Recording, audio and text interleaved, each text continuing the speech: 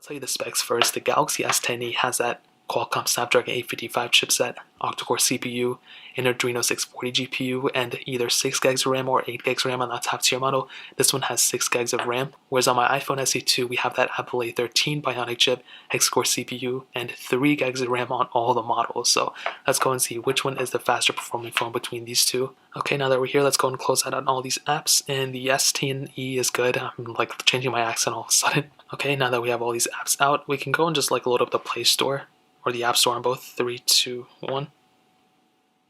And it looked like the S10e was faster there by a little bit, but scrolling through you can kind of see, it is kind of more glitchier on the S10e for sure, and less glitchier on the S10 on the SE2. We can start loading these third-party apps. We can do Twitter. 3, 2, 1.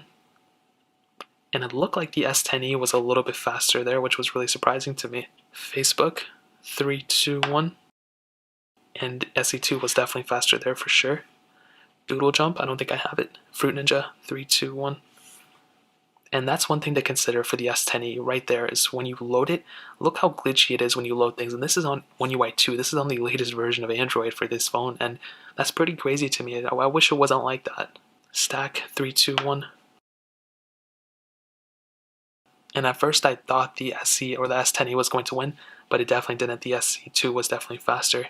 We can do Snake versus Blocks, 3, 2, 1. And the S10e actually was faster there. We're seeing a lot of flip-flopping going on.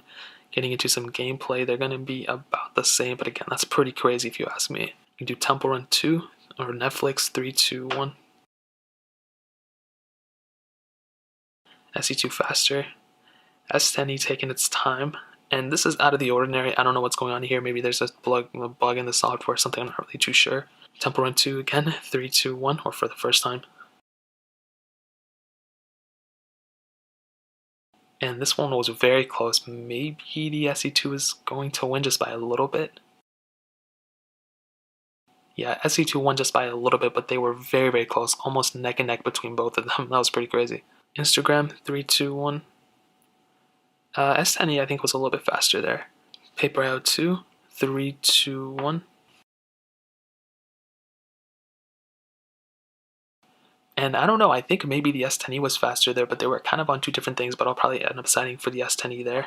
Original Temple Run, 3, 2, 1. And on the S10e it was on a game, but I think it was still faster on the iPhone SE. We'll go and end it off with Real Racing 3, 3, 2, 1. And again, you guys can see when I hit it, it's almost instantaneous on the SE2. It like gets right into it. Whereas on the S10e, still takes a little bit of time. And of course, we're stuck in the middle of a downloading phase. Down was kind of tough though. So, I mean, I'll probably end up letting this one load and kind of testing it in the full comparison. But I mean, even in the games and apps that I just tested, I think the SE2 is probably a little bit faster. But there were also many times where the iPhone or the Galaxy S10e was a little bit faster. So I don't know if one is way better than the other one in terms of performance. So based on the SE2 and the S10e, I don't know if I would side with one over the other in terms of performance. Like I wouldn't update to one over the other in terms of that. But maybe, I mean, it's like a split right here. But in terms of RAM management and everything, I'll go ahead and save that for the full speed comparison whenever I drop that. So just like the speed test, I'll be doing a full camera test as well.